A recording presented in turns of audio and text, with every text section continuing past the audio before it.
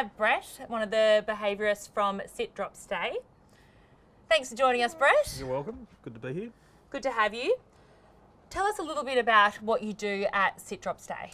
All right. Well, I'm a dog behaviourist trained by George Ligiadakis, who started Sit, Drop, Stay. And our goal is to get out there and help people with their family pets, their dogs, to achieve, balance, calmness, respect, self-control, so that when the dogs are out in public and at home, they're well behaved and they listen when their owners tell them to do something. Yeah, and that's very important. Yeah, of course. Yeah. A disobedient dog's a handful. Yes, indeed it is.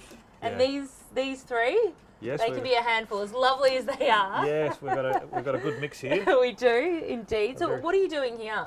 Well, what I'm doing is, just while we're talking, I've got the leads on the dogs, so with leads I'm able to communicate to the dogs just to help keep them settled and to keep focus. Okay. The key to any lead work is loose lead, which is why, as this young one here keeps to try and interact, I just gently direct the dog back in closer to me and relax the lead. Okay. Relaxing the lead says, this is good, you're doing what I want. Yeah. Okay, well, so far they're doing pretty well. Yes, I'm pretty impressed considering what they were like earlier.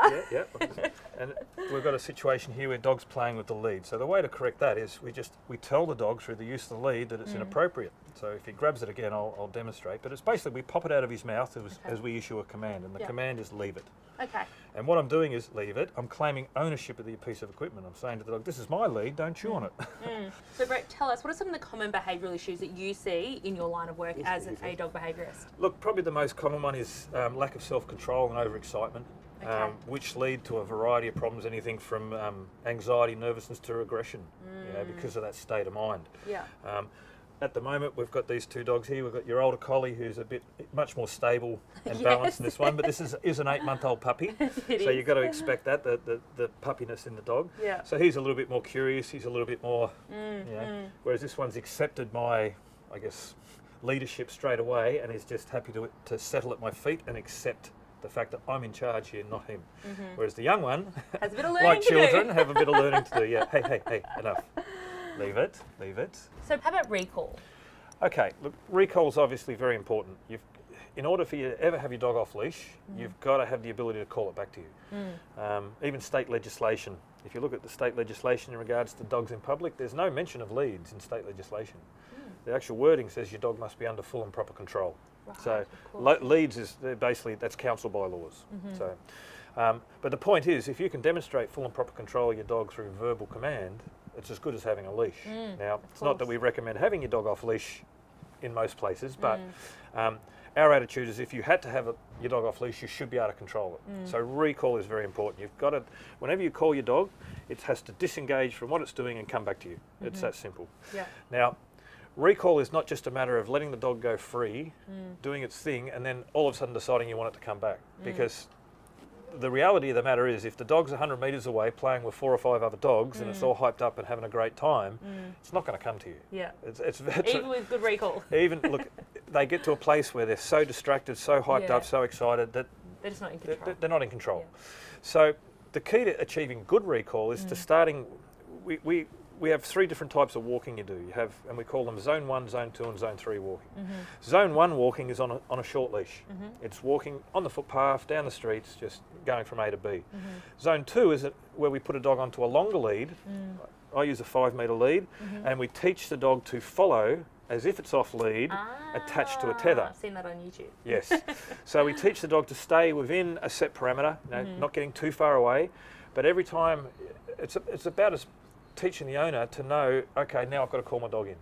Dog's getting too distracted, dog's getting too far away, okay, back over here. So you're basically calling them in before they get too distracted. Correct. Right. Yeah, to get good recall, you've got to be managing the animal. It's not just a matter of turning your back and then hoping for the best. Right. So we teach the dog to do that through an exercise on a long lead. Thank you. So 5 metres roughly? 5 metres. You don't need any longer than that. And where do you get those leads from? Look, you can get them from produce stores, agricultural stores, some pet shops you might get them. They're a little bit harder to find. The ones I use are actually lunging leads designed for horses. Oh, okay. Breaking horses. But so in a sense, when we put the dog onto that long lead into Zone 2, we're teaching it to follow you. And there's a process we put you through. And as during that process of teaching the dog to want to follow, then we achieve recall. Oh, okay. And we bring it into the equation as we're teaching it. Okay. But yeah, it's very important that you do get recall. So generally for the pet owner at home, what would you suggest to start off? To start off by, the first thing you've got to get your dog to do is walk well in zone 1, which is on a short lead. So short in being how? Just a normal walking lead. Okay, walking lead. Yeah, 1.5 metres or thereabouts. Yeah, and a loose lead? A loose lead. The key to any walk is loose lead. Loose lead, If your dog's not on a loose lead, something's going wrong. Yeah. And once you've got your dog you can walk your dog calmly on a shorter lead, then you're ready to progress onto a long lead and start working the dog at a distance. Okay. And once you're at that point, I say don't think of that piece of rope or that piece of equipment as a lead. It's your dog's off leash, attached or tethered to a safety line. Ah, it's a good way to think about it. Yeah, so it's a different attitude. So what is a manageable distance?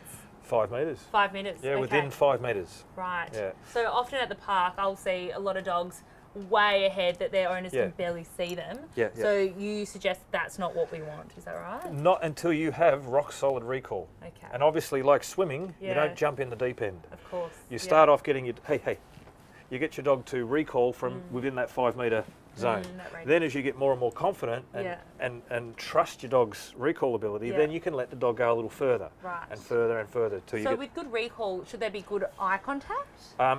Look, eye contact not so much, but you've got to be able to see your dog. Okay. If you let your dog go too far and it disappears out of sight, consider it you lost control. Okay. Okay, you've got to have line of sight visual on your dog.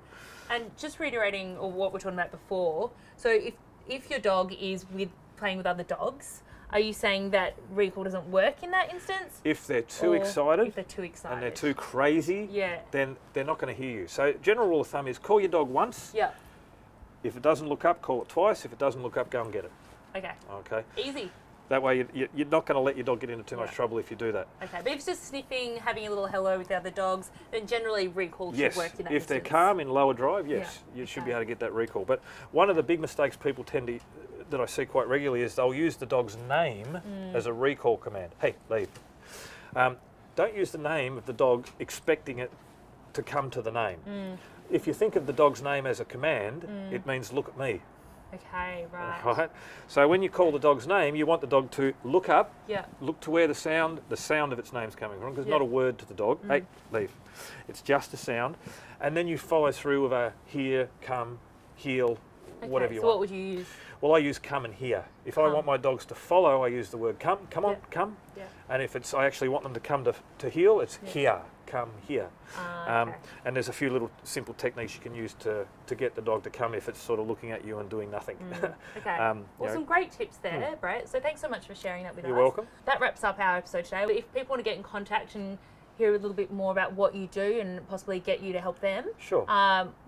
Where do they contact? Yeah, we've got our webpage, sitdropstay.com.au.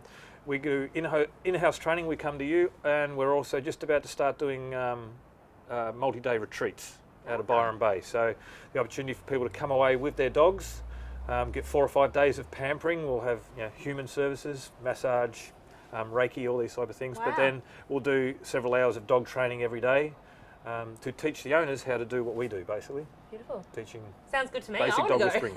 Yeah, it'll be a lot of fun. Yeah, it sounds. And when does that start up? Our first one starts on the 18th of August. 18th of August. All right. Yeah. Well, you guys again. What is it? Sit Drop Stay. Sitdropstay.com. Yes. .au. .au. Until next time, guys. Stay positive.